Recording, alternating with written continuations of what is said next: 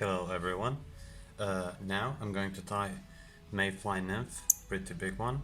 This is size 10 with a 4mm tungsten bead, long shank, and for the beginning I wanted to show you how I create taper on most of my flies. A lot of people will start fly here and catch all the materials back. No, that's not the way you do it. Catch your thread near the eye of the hook, near the tungsten bead, wherever, whatever you are tying. And if you have a tungsten bead, just secure it like this. So tie it, and then because it has this slot here, I just wanna make some dam here that will prevent this tungsten from slipping around, from turning around. For the ribbing material, I'm going to use copper wire. So for the tail material, I'm going to use some pheasant tail, but not much, just 3 strands, and you want to add them at the beginning. So first, tailing material, go half the way, go back, then tailing material again. Just let me find, okay, so CDC feather with some of these longer fibers. Just take a few of them, you don't need much, and let me take a few more. Okay, like this. So just a few. It's not a tailing material, it's maybe trailing shuck, but essentially it's something that will trap some air bubbles and that will give some liveliness to your fly, and we want to create a lifelike fly. Now, ribbing material, catch it here, go halfway, go back. Now, material that we are going to use for the shell cover, back cover, is some kind of a turkey feather, and I'm going to align it on the top of my fly, on the top of the body. So take wire, take that material and put it on the top of your hook, and go all the way back, pinching all the materials, and you direct those materials as you wish. Take a little bit of bend. It's nice to have that curved body sometimes. I am not using a curved hook, so I'm just using the natural bend of the hook here to create that. Now it's time to take this dubbing that I've prepared with my cat. Well, that's a nice dubbing dispenser, my cat. Nice way to say thank you to its owner. So it's very good dubbing actually. When you mix it with some UV dubbing, it enhances the properties of the dubbing, and it catches more fish, I think. This UV stuff is just amazing, but don't add too much. So you already created some kind of taper, and the dubbing noodle is already tapered too, so what's left is just to create a body of this mayfly. Go slowly and add more dubbing if you need. So it's very nice. I touch it 2 times and it's already on the thread, very well secured. Okay.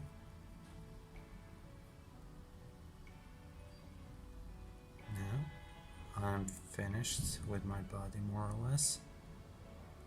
So now I will catch first the back side of the fly, and I will align it on the top of the hook, like this. Now you want to catch it with the wire and secure it. Of course it's not going to last, so this is just something that's important for us, not for the fish. Don't make it tight until you're at the bottom of the hook, then go around and tighten it as you are at the opposite side, so it won't spin around. This is how I do it. So create this nice back thing.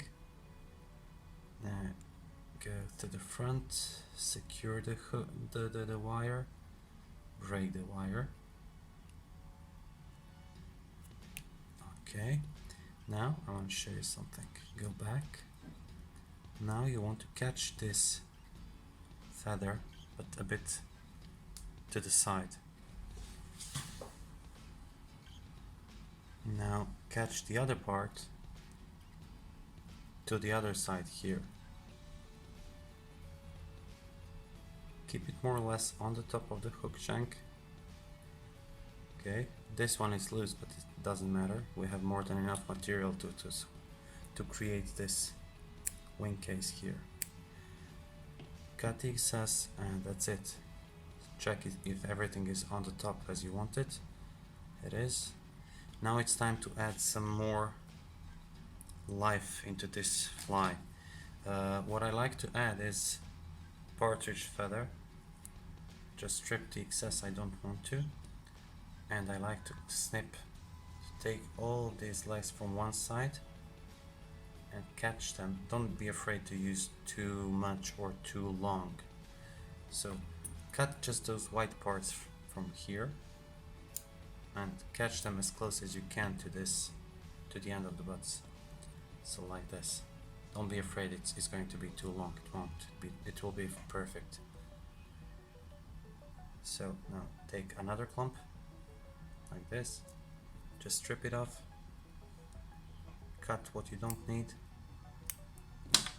transfer in your fingers and catch it here again. Now you can use pinch and loop like this, just slide it down your fingers. Okay, this is okay. Now I want to exaggerate the movement, so I'll add some CDC here. So those CDC feathers that you're not able to use for dry flies, just use them for nymphs. It's amazing material. So take those CDC fibers like this. Don't be afraid that they are too long. You can always cut them short if you want. No need. Fish can do that for you. Catch it. Now go to another side and do the same. So same feather, another side, take a few of these fibers and add it to your nymph. So pinch and loop, catch, cut the excess if there is some, there is any. Okay, this is it. Now it's time to add some more dubbing. Actually, we have a lot of legs here. They will create some contrast, but you can add some contrasting material, or you don't have to do that. I just like to make the body almost as the same color as the abdomen. So this is some kind of mix of green and then yellow fur with UV again. I like this UV very much, and I will make the thorax right now. So first go to the back, check everything is good, and now transfer to the front. Create a nice thorax. I'm using a bit thicker noodle because I like this thorax to be emphasized a bit. Now push those legs forward like this and catch them. Make them stand to the sides. Your fly will be prettier and the effect you will get is much nicer. So just one turn in front of them and that's it. You can see that it's flat, it's aligned. Now go over those legs and everything with the wing case cover, and with your nail pinch it where you want it, spread it, go slowly, check it if everything is right and tighten. Now use one more wrap to secure everything down and then do a whip finish, and that's more or less your finished fly. No need to do anything else. So I do whip finish like 2 times and I use usually 4 turns. So this is 4 and then 4 more. I don't do any varnish. This is it. Nice fluffy, lively nymph. And now what's left is to